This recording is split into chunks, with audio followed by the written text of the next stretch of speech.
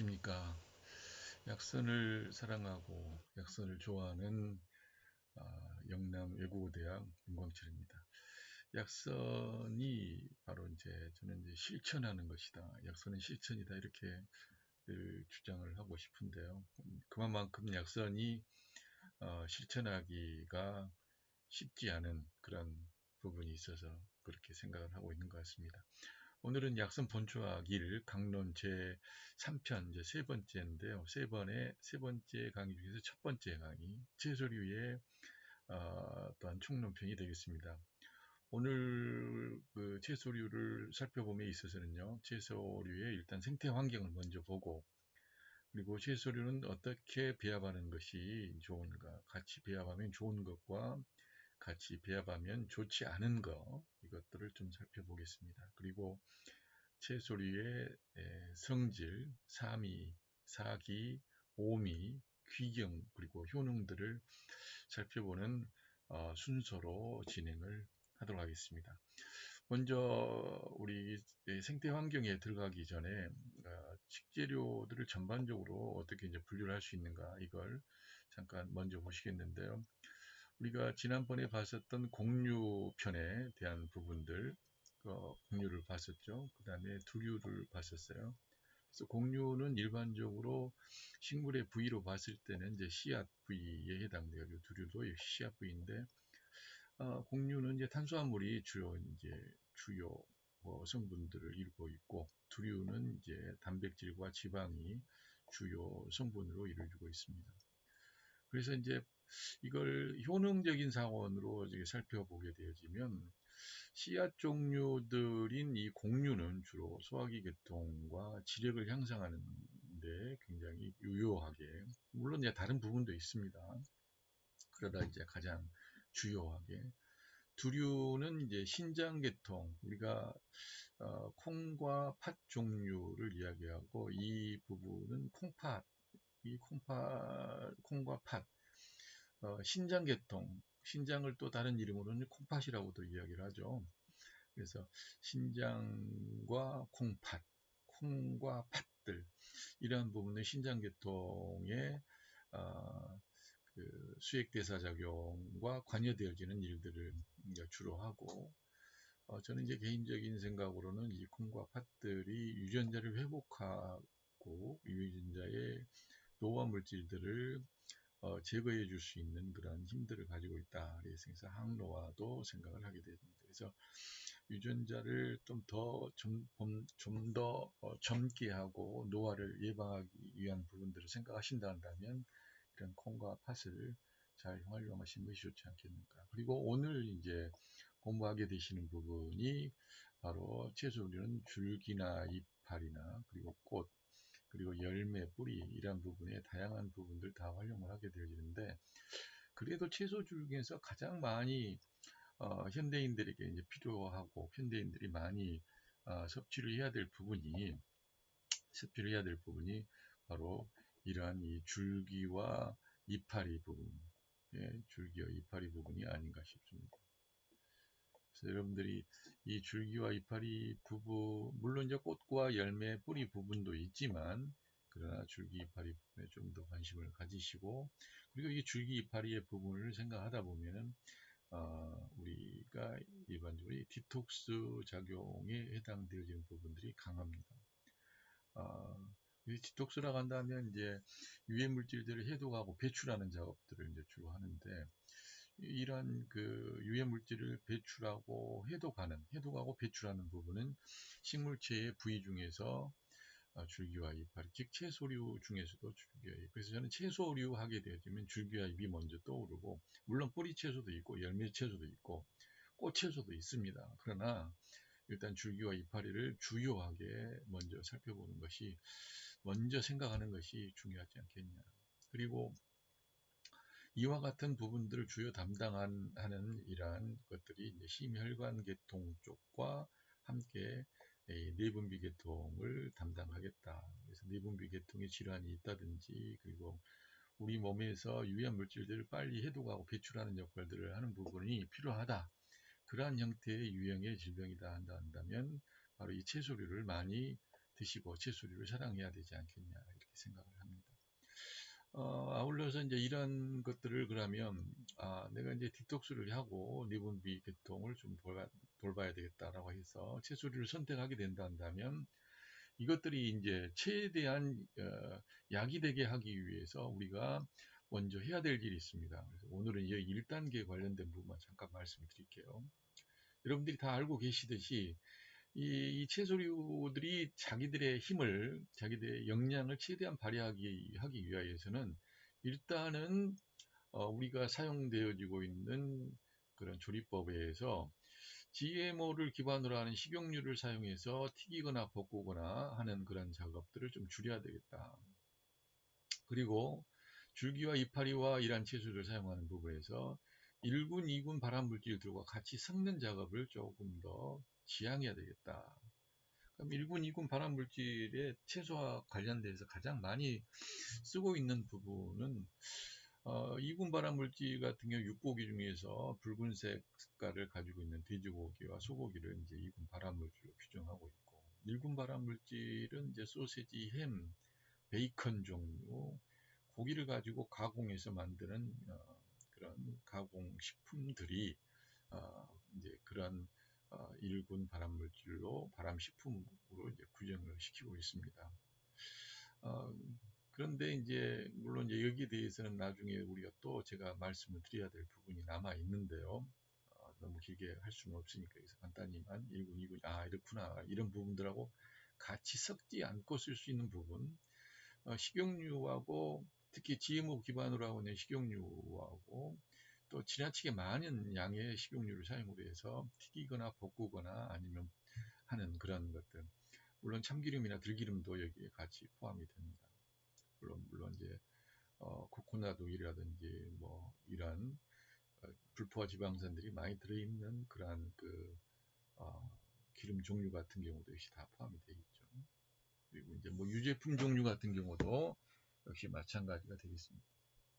그리고 기타 다른 가공식품하고 섞는 작업도 이 효능들을 이제 저하시킬 수밖에 없고 오히려 더 힘들게 하는 그런 조리법이 될 수가 있다. 요리를 만들 수 있다.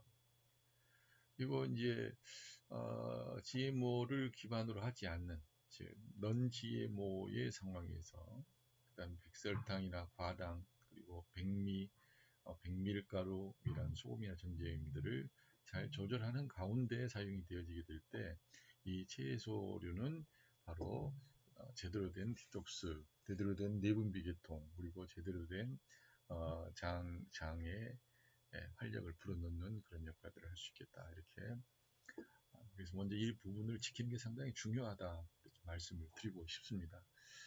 자, 그러면 이제 그 채소류의 생태 환경을 좀 살펴봐야 되겠는데요. 채소류는 이제 여기 보시듯이 거의가 다 이 햇빛에 노출된 곳에서 자라고 있는 걸 볼 수 있어요. 그리고 뿌리 채소 같은 경우에는 햇빛에 노출된 양지의 지하부에서 이렇게 자라고 있는 것을 볼 수가 있습니다. 근데 이제 이것도 역시 전체적인 부분을 보게 되어지게 되면 뭐 감자나 고구마, 달래, 당근, 더덕, 뭐 도라지, 뭐 마늘, 무, 생강, 양파 이게 다 같이 포함해가지고 거의 8, 90% 이상이 거의 90% 이상이 주로 이제 80에서 90% 이상이 80에서 90%입니다. 80에서 90% 이상이 성질이 차거나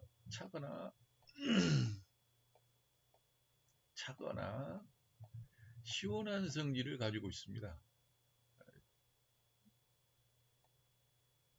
차거나 시원한 성질을 가지고 있다. 그리고 한 10% 정도가 한 10% 정도가 따뜻한 성질이나 뜨거운 성질을 가지고 있습니다. 뜨겁거나 따뜻한 성질을 가지고 있어요. 뜨거운.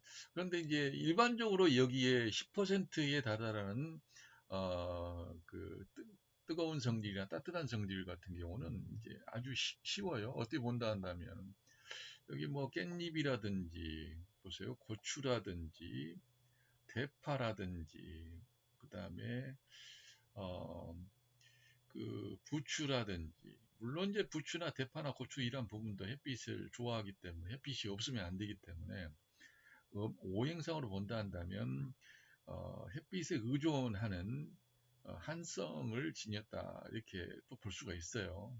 음, 그러나 이제 상대적으로 봤을 때 이 다른 그 햇빛에 노출되어져 있는 다른 식재료들과 식재료와 상대적으로 봤을 때는 그것들에 비해서는 따뜻하다, 뜨겁다고 이야기할 수 있겠지만 어느 정도 절대적인 그런 가치 어떤 규격을 놓고 보게 되어진다면 저는 이제 개인적으로 고추나 깻잎이나 대파, 무, 양파 뭐 이런 것들도 다 저는 차갑다고 생각을 해요. 상대적으로.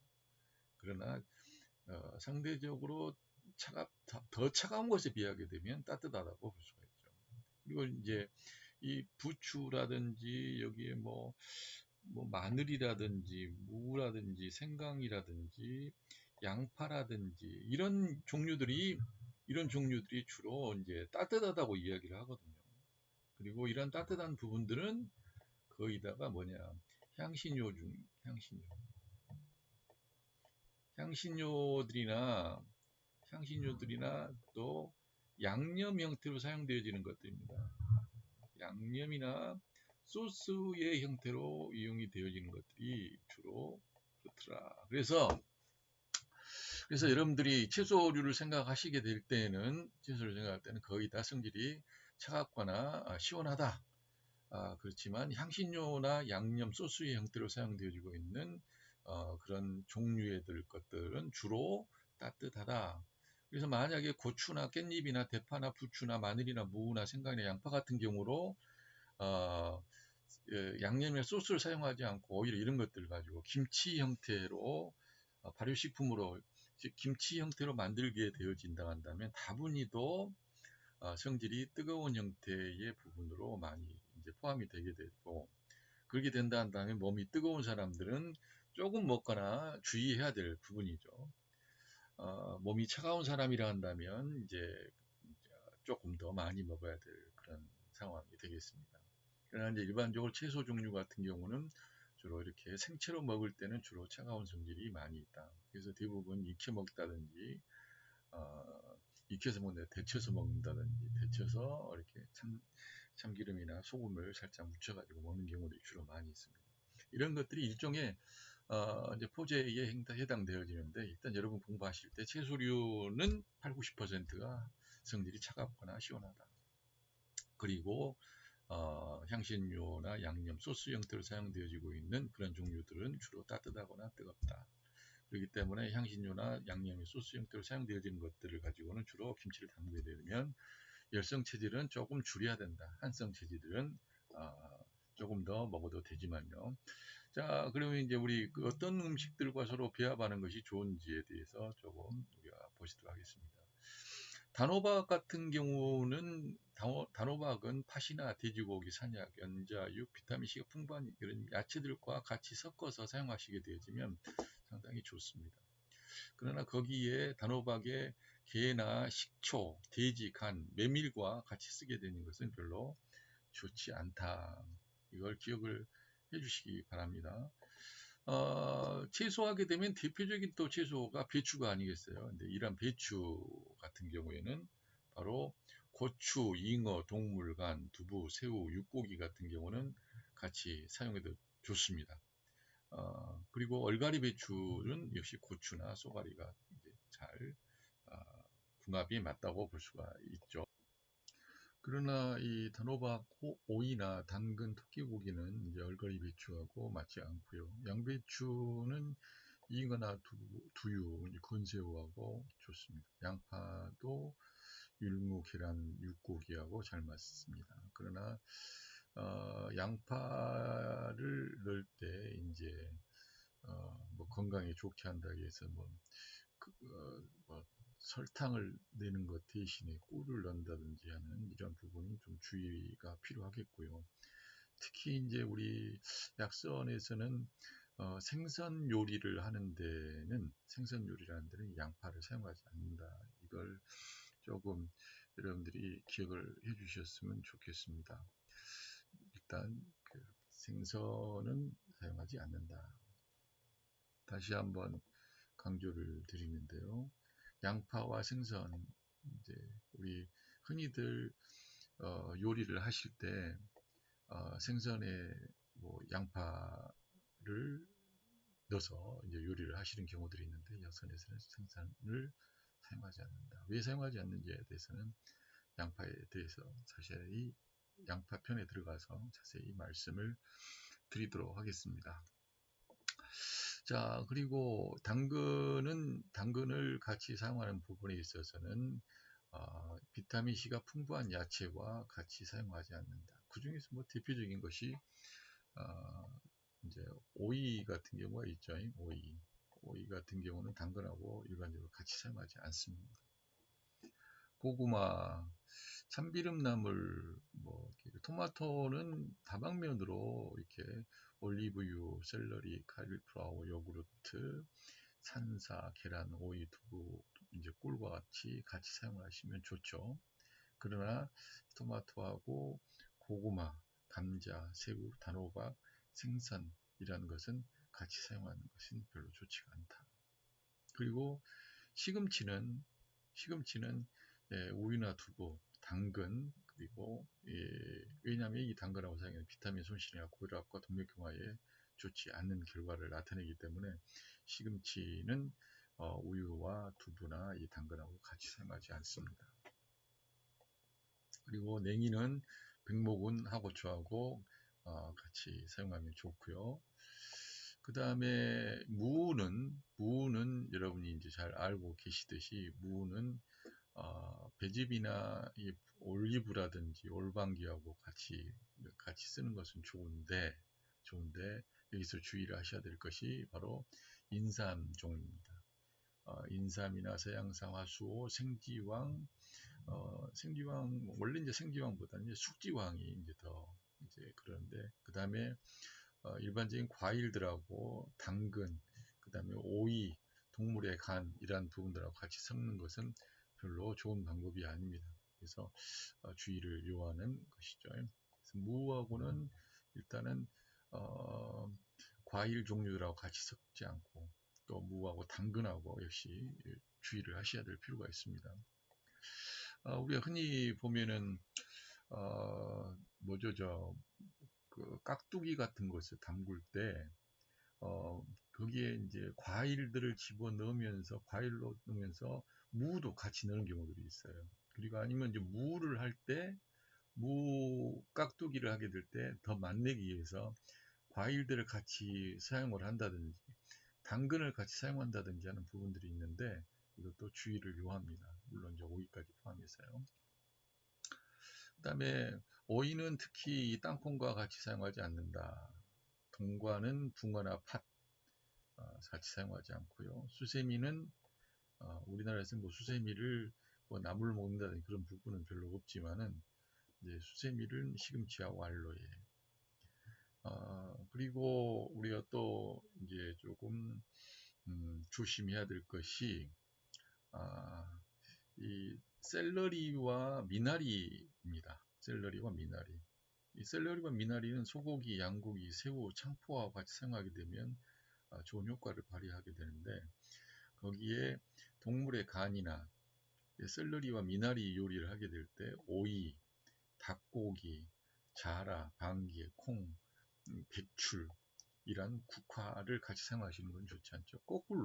거꾸로 이야기해서 동물의 간을 가지고 요리를 한다든지 오이를 가지고 요리를 하고 닭고기, 자라, 방개, 콩, 이 백출 국화 같은 경우를 가지고 혹시 요리를 하게 되신다고 한다면 우리가 일단은 이것들을 주재료로 해서 요리를 하게 될 때는 샐러리와 미나리는 같이 곁들이지 않는다.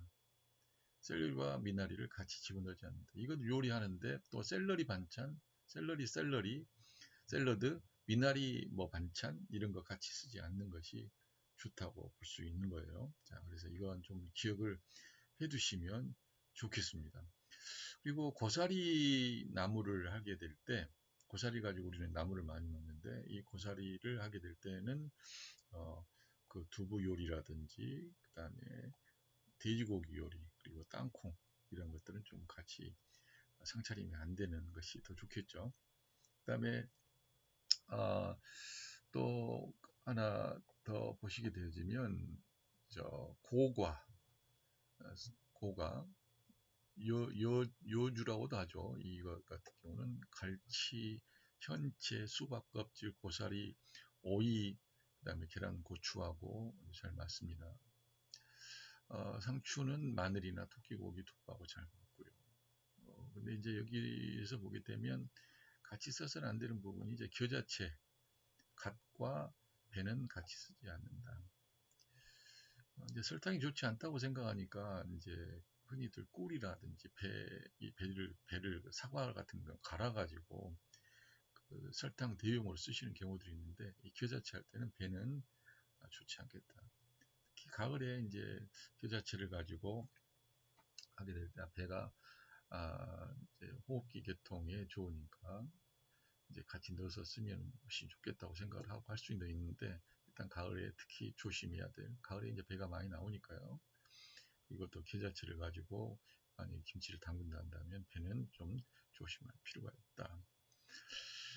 부추하고 다른 고기 특히 이제 부추하고 돼지고기나 부추와 돼지고기, 소고기, 호두, 우유, 생강즙은 잘 맞는데 여기에 부추와 소고기는 맞지 않는다. 부추와 꿀, 고량주 맞지 않는다. 그래서 돼지고기는 같이 쓰시더라도 소고기 할 때는 부추를 같이 쓰는 건 별로 좋지 않습니다. 그리고 또 하나 이제 고수풀이죠. 향채라고도 하는 이 고수풀인데 이 고수풀은 양고기하고 새우하고는 굉장히 궁합이 잘 맞는 반면에 돼지고기하고 오이, 동물의 간, 백출과는 궁합이 잘 맞지 않는다. 깻잎은 일반적으로 봤을 때 우리가 해산물에 자주 쓰는 것입니다. 그래서 해산물에는 굉장히 잘 어울리는데 해산물의 도끼를 그 어필의 도끼를 독을 해독하고 풀어주는데 굉장히 많이 사용되어지는 부분인데 잉어하고는 잘 맞지 않는다. 이거 좀 알고 계셨으면 좋겠고요. 생강은 일반적으로 대파, 양고기, 우유 이런 그 생강하고 같이 쓰게 되지면 좋습니다. 그러나 이 생강이 토끼고기하고 소고기에는 별로 맞지 않는다. 양파가 말씀을 잠깐 드렸었는데 양파와 꿀, 생선 잘 맞지 않는다. 대파와 양매, 그 다음에 꿀, 대추, 당삼, 생지황 잘 맞지 않는다. 마늘과 꿀 잘 맞지 않는다. 고추와 배추, 닭고기는 잘 맞지만 고추와 오이, 당근, 단호박, 동물의 간 요리할 때는 잘 맞지 않는다. 이건 조금 기억을 해 두셨으면 좋겠어요. 고추하고 제일 잘 맞는 것은 배추하고 닭고기가 제일 잘 맞습니다. 그러나 오이와 당근, 단호박, 동물의 간하고는 고추가 잘 맞지 않는다. 자, 그러면 우리 이제 그 식재료의 성질들에 대한 부분, 그리고 식재료의 오미와 규경에 대한 부분을 좀 살펴보도록 하겠습니다. 먼저 이 표를 보시게 되지면 식재료는 이렇게 단호박, 이렇게 그 배추, 양배추, 당근, 토란, 고구마, 감자, 도라지, 곰치 이렇게 해서 성질이 평성으로 이렇게 구분이 되어 있어요. 이런 경우는 몸이 차가운 사람이나 뜨거운 사람이나 모두 다 활용을 하셔도 되죠. 큰 무리가 없습니다. 그러나 바로 밑에 있는 참기름 나물이나 민들레 같은 경우 성질이 차갑거나 아주 약간 차갑다 이렇게 되어 있고요. 토마토 시금치부터는 약간 시원한 약간 시원한 성질들을 가지고 있고, 다시 보게 되면 여기에 이제 냉이, 무, 오이, 동과, 수세미, 가지, 얼갈이, 배추, 유채, 쑥갓, 칼리플라워, 연근, 샐러리, 미나리, 고사리, 구기자이, 죽순, 아스파라거스 이런 것들 보면은 다 성질이 어때요? 이 시원한 성질들을 가지고 있습니다. 그렇죠? 그리고 그 시원한 성질들을 가지고 있고 또 상추라든지 시금생장 이런 경우도 역시 시원한 성질을 가지고 있습니다. 그 외에 이제 따뜻하거나 뜨거운 성질을 가지고 있는 것이 도토리, 그리고 겨자채, 부추, 고수풀, 깻잎, 생강, 양파, 대파, 마늘, 쑥, 달래, 방아잎, 그 다음에 고추 이런 종류인데 주로 이런 그 따뜻하거나 뜨거운 종류의 식재료는 야채류 종류는 이제 소스나 양념류에 그다음에 이제 부재료로 이제 많이 사용되어진 것들이라고 하는 것을 볼 수가 있을 겁니다. 자, 그와 아울러서 그래서 야채류는 특히 이제 시원한 성질이나 차가운 성질들이 많고 따뜻하거나 뜨거운 성질들은 이제 양념이나 소스 형태로 부재료로 사용되어지는 것들이 이제 많이 이제 있다고 볼 수가 있겠는데요. 그래서 여러분들이 이제 그, 주로 이제 어, 조금 전에도 앞에서 말씀드렸던 것과 마찬가지로 디톡스 효과들을 이제 발휘하기 위해서 몸에 유해한 물질들을 해독하고 배출하는 다른 뭐 기타 영양분들도 공급을 받지만 주요하게 이제 채소류 같은 경우 탄수화물을 보충하는 부분이 이제 강하거든요. 그러나 그거 외에 이제 디톡스의 효능들을 더욱더 발휘하게 하기 위해서 이제 여러분들이 좀 유념해야 될 부분은 뭐냐면 다른 것보다도 이 사기의 성질대로 파악을 해서 평성 같은 경우에는 그냥 다 그렇게 크게 지장이 없지만 차가운 성질은 몸이 차가운 사람은 좀 주의해야 된다. 그리고 차가운 성질을 갖고 있는 것은 뜨겁게 익혀서 이제 따뜻하게 해서 먹는 형태가 되는 것이 좋고 차가운 성질, 시원한 것들은 그리고 뜨거운 성질들은 냉채 형태로 해서 드시는 것도 일단은 이제 좋다. 그러나 이제 몸이 뜨거운 사람이라 한다면 차가운 성질이나 시원한 성질의 것이 좋고 몸이 뜨거운 사람이라 한다면 아까 따뜻한 성질에 있는 부분들을 드시는 것이 좋다고 볼 수가 있는데요. 있는데 일단은 여러분들이 처음에 공부하실 때는 식재료의 성질 파악이 만만치는 않아요. 최대한 쉽게 접근할 수 있도록 제가 여러분들과 함께 공부를 진행을 해 나가고는 있지만 쉽지는 않습니다. 그래서 식재료를 공부를 함에 있어서는 먼저 부위별로 공부를 하는 게 좋겠다. 식재료의 섭취 부위별로 공부를 하는 게 좋겠다.